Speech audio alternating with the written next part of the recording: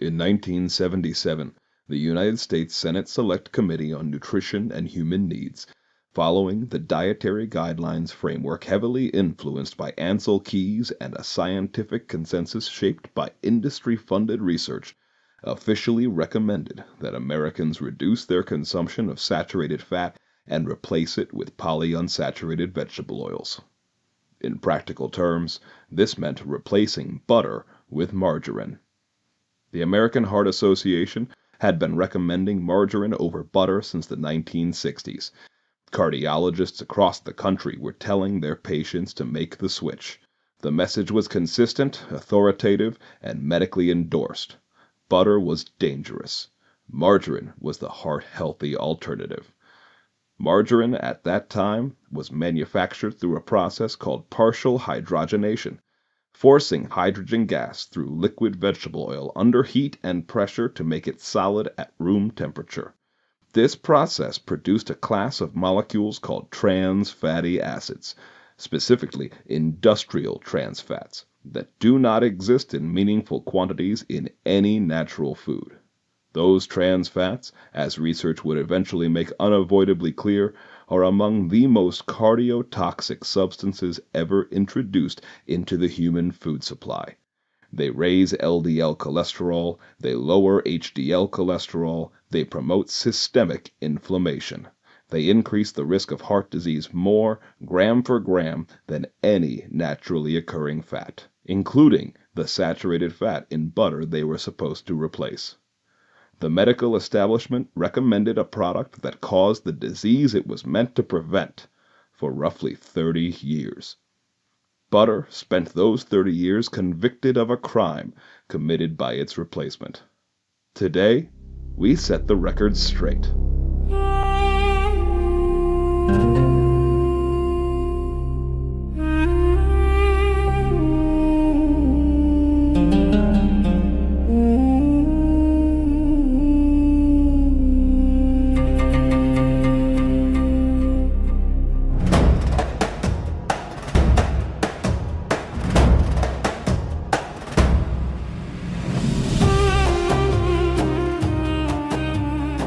This is Eat or Die, Stories from the Human Table, from Renegade Health Group.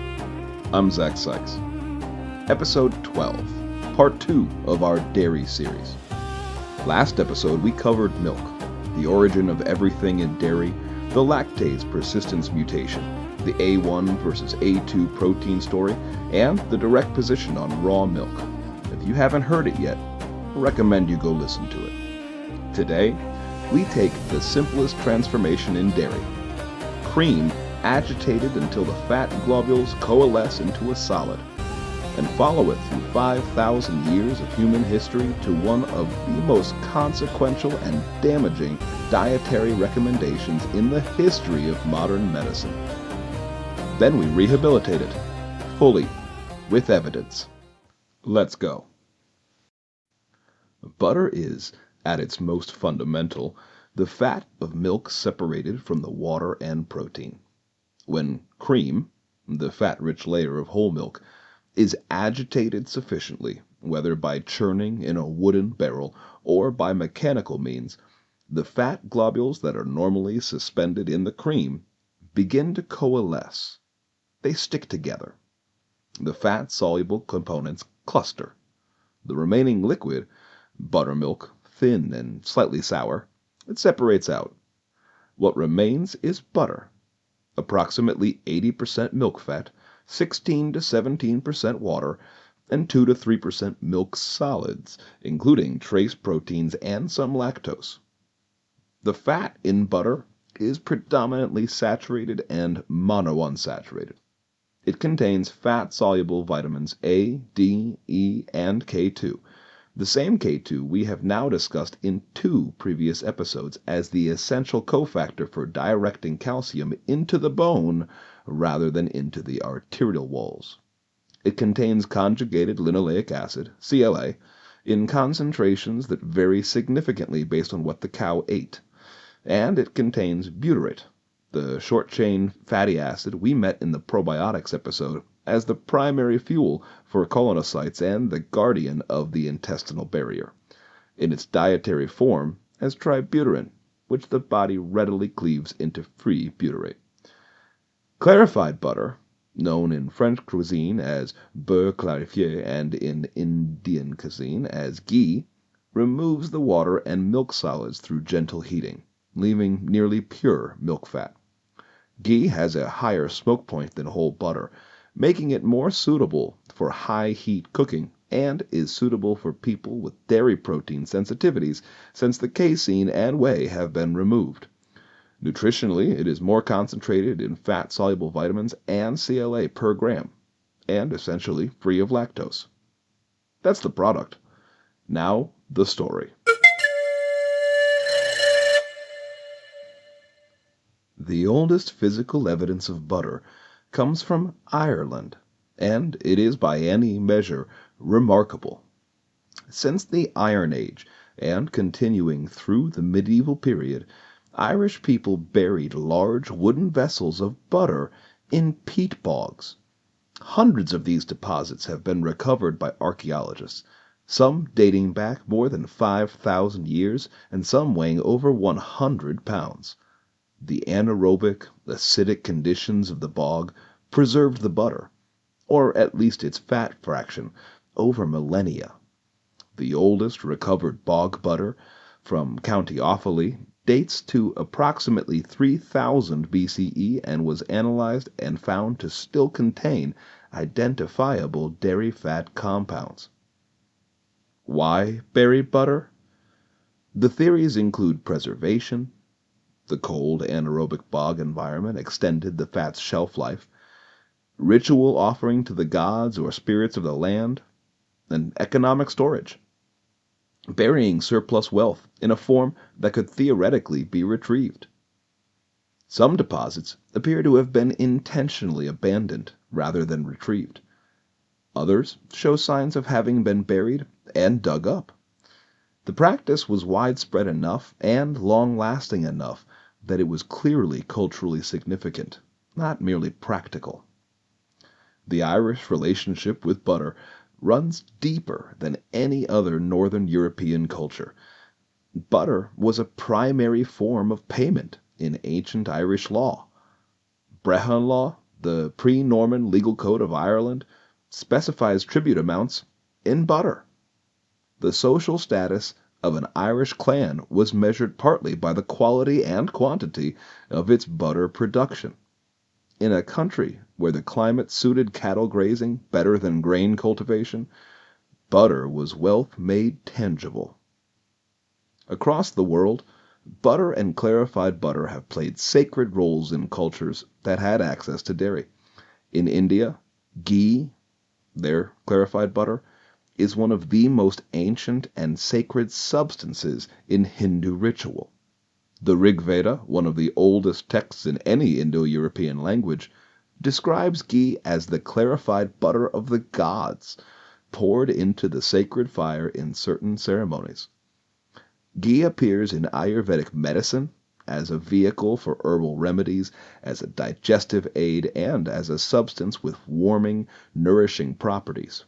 Descriptions that, read through the lens of modern nutritional science, are not entirely without basis.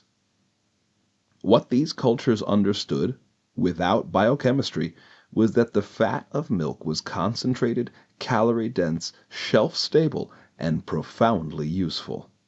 They assigned it value and even sanctity accordingly. They were not wrong. No culinary tradition has taken butter more seriously than the French. And the French did not come to this position arbitrarily. The butter of Normandy and Brittany, the dairy regions of northwestern France, where Atlantic climate and rich pasture grasses produce cream of extraordinary quality, they became the foundation of what would become the most influential culinary tradition in the Western world. French classical cuisine, codified by Auguste Escoffier in late 19th and early 20th centuries, used butter as the primary fat in a way that reflects genuine understanding of its functional properties. its ability to carry and release flavor, to create emulsions, to produce specific textures in pastry and sauce that no other fat replicates. Few examples of this survive today. Beurre blanc, the emulsified butter sauce of the Loire Valley. Hollandaise. Beurre noisette, brown butter, where the milk solids are gently toasted to produce that nutty, complex flavor. Croissant lamination. Hundreds of paper-thin layers of pastry separated by sheets of butter, producing the specific shatter and chew of a properly made viennoiserie. All of these depend on butter's specific fat composition and the behavior of its water content under heat. The French even had geographic protection systems for butter, just like wine. And, like wine, they considered it a serious agricultural product.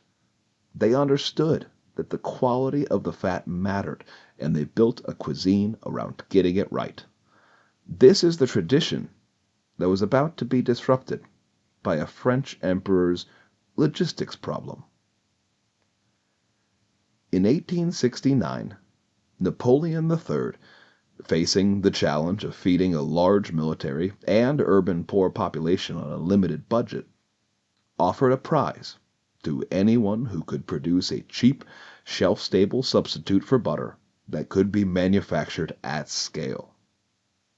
The prize was won by a French chemist named Hippolyte Mejemorie, who had developed a process for churning beef tallow with skimmed milk and water to produce a pale, butter-like solid.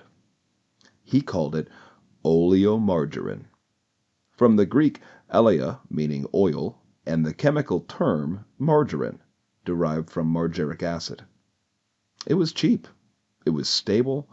It was not particularly good. Napoleon III used it to feed his troops. Margarine arrived in the United States in the 1870s and immediately encountered fierce opposition from the dairy industry, which correctly identified it as a competitive threat. Several states passed laws requiring margarine to be dyed pink or black to distinguish it from butter, the reasoning being that consumers should not be deceived about what they were buying. The margarine industry fought back.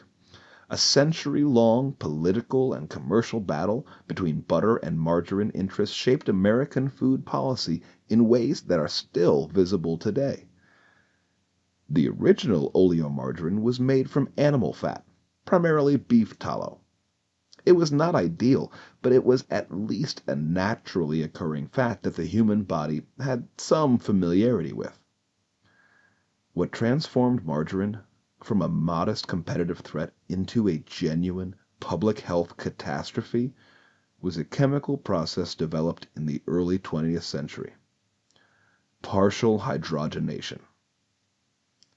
In 1909, Procter & Gamble purchased the American rights to a German patent for partially hydrogenating vegetable oils, forcing hydrogen into unsaturated vegetable oil under heat and pressure, solidifying it at room temperature and making it shelf-stable almost indefinitely. In 1911, they launched Crisco, the first commercially successful partially hydrogenated vegetable shortening. Margarine manufacturers adopted the same technology. The product was cheap, stable, spreadable, and made from vegetable rather than animal fat, which would prove to be the marketing claim that, combined with a catastrophically wrong scientific consensus, turned a food technology into a public health disaster. To understand how margarine went from Napoleon's army ration to a cardiology-endorsed butter substitute, you have to understand the scientific and political context of the 1960s and 70s, a context that we have visited before in this series. The dietary fat hypothesis, the idea that saturated fat from animal foods raised blood cholesterol and caused heart disease. It was championed by Ancel Keys and embedded in American dietary guidelines through the process we discussed at length in the sugar episode. The Sugar Research Foundation's funding of research that shifted blame away from sugar and onto fat played a role. The AHA's adoption of the dietary fat hypothesis in its guidelines provided institutional authority, and the food industry, specifically the vegetable oil and margarine industry, had every financial incentive to support and amplify a message that positioned their products as healthier than butter. By the 1960s, the American Heart Association was recommending margarine over butter. By the 1970s, following the 1977 Senate Dietary Guidelines, this recommendation had the weight of federal nutrition policy behind it. Cardiologists across America were telling their heart patients to throw out the butter and buy margarine. Hospital cafeterias switched. School lunch programs switched. Entire generations were raised on margarine as the medically approved fat. The critical failure, and it is a failure that demands to be named plainly, is that the medical establishment recommended a product containing industrial trans fats without adequate investigation of what those trans fats could do in the human body. The research on trans fat harm was not entirely absent. As early as 1956, physiologist Ancel Keys himself, the same Ancel Keys who championed the saturated fat hypothesis, published a paper noting that trans fats raise blood cholesterol. The finding was noted and not acted on. The saturated fat hypothesis dominated. The recommendation stood. It was not until the 1990s that the trans fat evidence became impossible to ignore. Walter Willett and colleagues at Harvard, analyzing data from the Nurses' Health Study, one of the largest and longest-running nutritional epidemiological studies ever conducted, published findings showing that trans fat consumption was significantly and independently associated with increased risk of coronary heart disease. The mechanism became clear. Trans fats raised LDL cholesterol, lowered HDL cholesterol, promoted inflammation, and disrupted cell membrane function. A cardiovascular profile worse than any naturally occurring fat, including saturated fat. The FDA required trans fat labeling on food products beginning in 2006, 13 years later. In 2015, the FDA revoked the GRAS status of partially hydrogenated oils, effectively banning them from the food supply. And that ban took effect in 2018. To summarize, a food product was introduced in the early 20th century. Evidence of its harm was noted in the 1950s and ignored. The medical establishment recommended it as heart healthy. Throughout the 60s, 70s, and 80s, the evidence of harm became undeniable in the 90s, and it was formally banned in 2018. Butter, meanwhile, which had been displaced by this product, which had been convicted in the court of public health opinion of causing the very disease that margarine was actually causing, sat on the sidelines of the American diet for 3 decades, while people who trusted their doctors spread industrial trans fats on their morning toast. If you are angry about this, your anger is appropriate. The rehabilitation of butter has been gradual, evidence-driven, and still incomplete in the popular imagination, even as the scientific literature has largely settled the question. The 2010 meta-analysis by Ronald Krauss and colleagues in the American Journal of Clinical Nutrition found no significant association between saturated fat consumption and cardiovascular disease or risk. And that was a big study, 350,000 subjects. The 2014 meta-analysis by Rajiv Chowdhury in the Annals of Internal Medicine reached similar conclusions. The 2017 Pure study in The Lancet, which we already cited in the milk episode, found that higher fat intake, including saturated fat, was associated with lower mortality. The scientific case against saturated fat has not held up. The scientific case against industrial trans fats has held up completely. The food that was convicted was innocent. The food that was recommended as its replacement was guilty. Now, butter is back. In restaurant kitchens that never really abandoned it, in the popular food press, in the nutritional research literature. The French were right. The bog-burying Irish were right.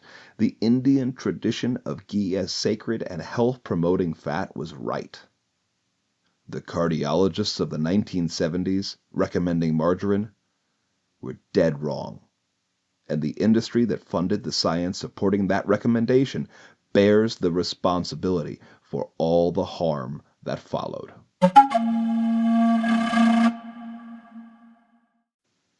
The professor is in, and the professor would like to make the affirmative case for butter, which, after the history we just covered, is a genuine pleasure.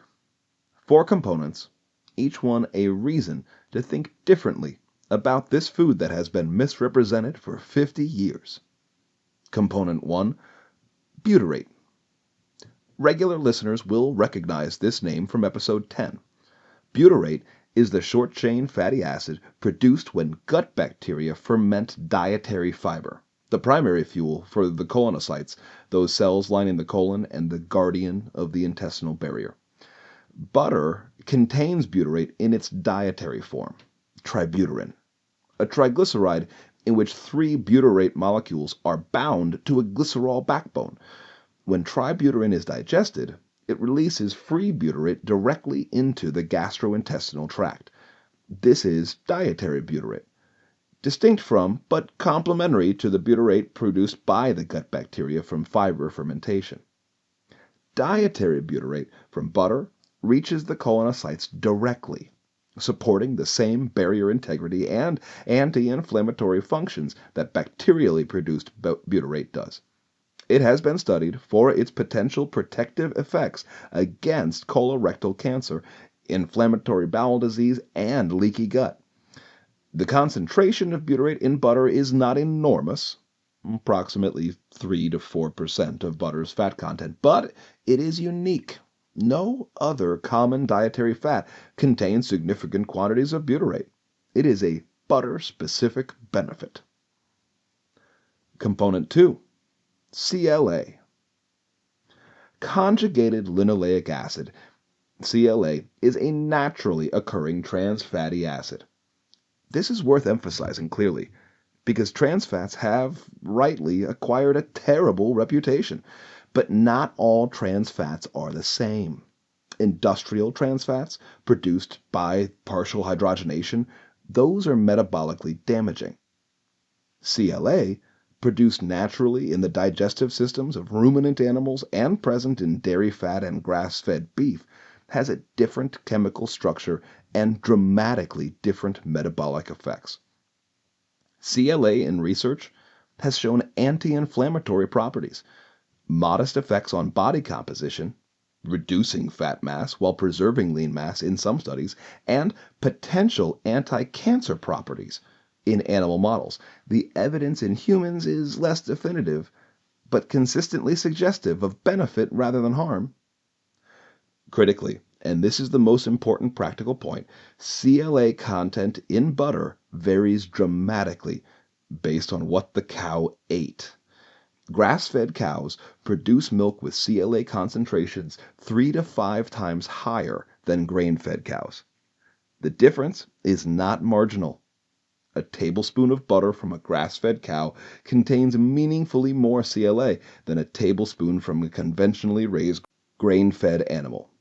This is the primary nutritional argument for choosing grass-fed butter specifically, and it is a sound argument. Component 3. The fat-soluble vitamins. Butter is one of the most efficient dietary delivery systems for fat-soluble vitamins. A, D, E, K2, because it is almost entirely fat, and fat-soluble vitamins require dietary fat for absorption. Vitamin A in butter is in its retinol form, the preformed, immediately usable version, as opposed to the beta-carotene in plant foods that has to be converted. The conversion of beta-carotene to retinol, it's inefficient and variable between individuals, but retinol from butter, it's directly available.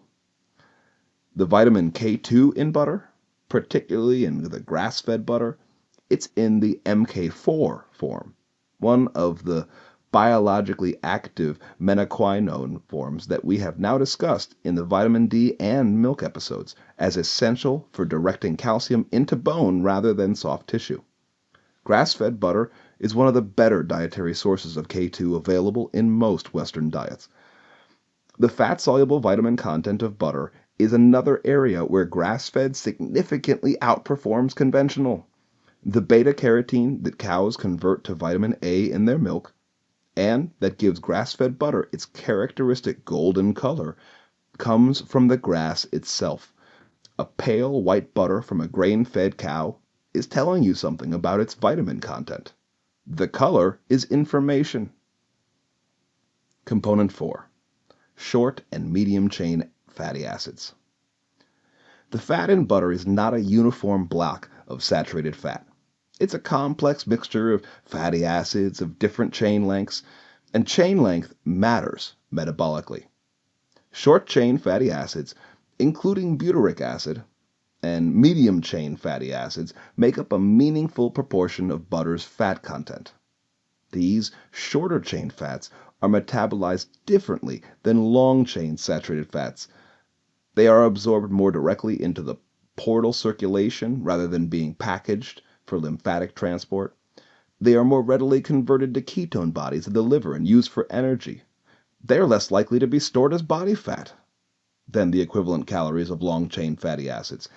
This metabolic distinction is why medium-chain triglyceride oil, or MCT oil, has attracted research interest for cognitive function and energy metabolism. Butter contains these fatty acids in lower concentrations than coconut oil, but in a more complete, more nutritionally rich matrix. Alongside CLA, butyrate, fat-soluble vitamins, and flavor compounds that MCT oil does not contain. Butter is not a simple food. It is a nutritionally complex, historically significant, metabolically interesting fat that was misrepresented as dangerous and replaced with something genuinely dangerous. The professor considers this case closed. Here's the practical guide. It is simpler than most episodes because the answer is simpler.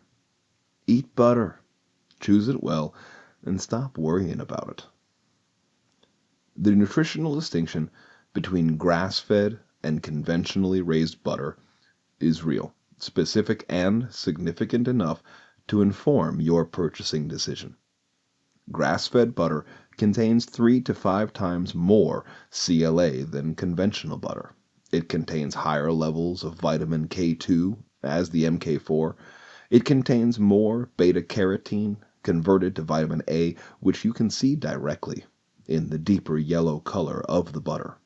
It has a higher omega-3 to omega-6 ratio than conventional butter, still weighted towards saturated fat, but meaningfully better in the polyunsaturated fraction. The most widely available grass-fed butter brands in the United States are Kerrygold, from Irish grass-fed cows, the same country that buried butter in bogs for 5,000 years, and Vital Farms, which sources from American pasture-raised herds. Both are available in most major grocery chains. Kerrygold in particular is notable for its golden color, which is direct visual evidence of its higher beta-carotene content. The rule? If the butter is pale white, it came from a grain-fed cow in a confined operation. If it is golden yellow, it came from a cow eating grass. Buy the golden butter. Ghee from grass-fed sources, available from brands like Ancient Organics and Fourth and Heart, concentrates the fat-soluble vitamins and CLA even further by removing water and milk solids. It is the better cooking fat for high heat applications, with a smoke point around 450 degrees Fahrenheit versus butter's 300 degrees Fahrenheit. It is also suitable for those with dietary protein sensitivities. Now, how much butter is actually fine? The quantity guidance on butter has been distorted for so long by the saturated fat hypothesis that most people have no realistic frame of reference for what a reasonable amount looks like. Here is the evidence-based framework. The research that has failed to find cardiovascular harm from saturated fat has generally studied populations consuming dairy fat as part of an overall diet that includes adequate vegetables, fiber, and protein. The Mediterranean and traditional European dietary patterns. In that context, 2 to 4 tablespoons of butter per day is a reasonable daily amount for a healthy adult without specific lipid disorders. 2 to 4 tablespoons. That is more than most people who were told to fear butter would ever expect to hear. It is not a recommendation to eat butter by the stick. It is a recognition that in the context of a diet built on whole foods, the fat from a few tablespoons of quality butter is not the dietary problem it was made out to be. Use it on vegetables. Fat-soluble vitamins in the vegetables require dietary fat for absorption, and butter, as we have declared, is an excellent vehicle. Use it for cooking at moderate temperatures. Use it on whole grain bread or quality sourdough. Use the ghee for high heat applications. Do not use it to compensate for a poor overall dietary pattern. Butter, on top of a diet heavy in refined carbohydrates and processed food, does not rehabilitate any component. The fat rehabilitation story is true, and the science supports it, in the context of a diet that earns it. Do not buy margarine. Do not use vegetable shortening for cooking. Do not use products that list partially hydrogenated oil anywhere in the ingredient list. Though, since the FDA ban took effect in 2018, these should be increasingly rare in American products anyway. Be cautious with interesterified fats, a new class of solid vegetable fat that the food industry has developed to replace the trans fats. The research on their metabolic effects is limited, and early signals are not entirely reassuring. When in doubt, use a fat with a track record. Butter, ghee, olive oil, coconut oil, or tallow. These are fats humans have eaten for thousands of years. The industrial alternatives have not earned the same confidence. Margarine was a solution to a problem. Cheap, shelf-stable fat that created a worse problem than the one it solved. The lesson is not complicated. When industrial chemistry tries to improve on a food that 10,000 years of human agriculture have already optimized, be skeptical. The track record of those interventions is not good. Somewhere in the peat bog in County Offaly, Ireland, there is still butter. 5,000-year-old butter, preserved by the anaerobic cold, interred by people who understood its value well enough to bury it like treasure. They were right about butter. The cardiologists of 1970 were wrong. The margarine manufacturers who funded research supporting their product and lobbied against butter regulations were wrong in the way the sugar industry was wrong, knowingly, financially, and at the expense of public health. Butter is not a guilty pleasure. It's not something to consume in secret or apologize for. It is a 5,000-year-old human food that is, when sourced from grass-fed animals and consumed in the context of an otherwise sound diet, genuinely good for you. The bog-burying Irish knew it. The French knew it. The Indian tradition of ghee as a sacred, nourishing substance knew it. Now, you know it. Eat accordingly. That's episode 12, part 2 of our dairy series on Eat or Die, Stories from the Human Table. I'm Zach Sykes, Renegade Health Group. Buy the Kerrygold. Use it without guilt, and if anyone tells you butter is bad for your heart, send them this episode. Share it on social. Find us on Instagram or Facebook at Renegade Health Group, and leave a review. We are building something worth finding, I think, and your support genuinely matters. Next episode, yogurt. Part 3 of the dairy series, and the episode that connects everything we've covered in the probiotics episode to the oldest fermented food in continuous human production. The history of yogurt runs from the nomadic herders of Central Asia to the French Riviera to the American grocery store, where it went from a fringe health food to a $9 billion industry in about 40 years. We covered the strains, the processing, the Greek yogurt revolution, and why the difference between the best and worst yogurt on the shelf is larger than most people realize. We'll see you there. Until then, eat well and put some butter on it.